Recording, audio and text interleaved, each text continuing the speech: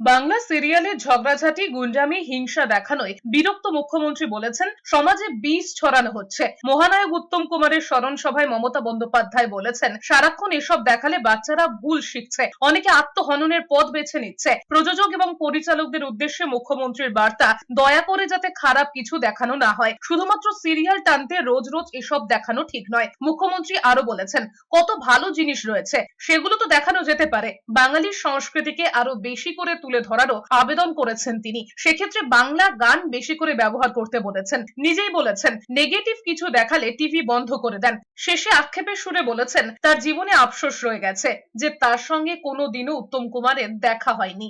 আমি সিরিয়ালও যারা করেন তাদের বলবো, লীনাদিকে আমি দেখতে পাচ্ছি বলে বলছি। আরো এখন দেখি সিরিয়ালগুলোতে সারাক্ষণ শুধু ওকে বিষ দিচ্ছে, ওকে বিষ দিচ্ছে, আর একটা পরিবারে তিনজন ঝগড়া করছে।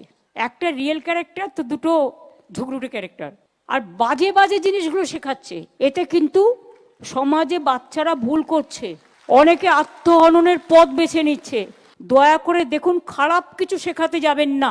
ওকে বন্দুক গুলি চালাচ্ছে, ওকে ছুরি মারছে, আর এগুলো দেখতে যেই আমি দেখি না, আমি বন্ধ করে দিই।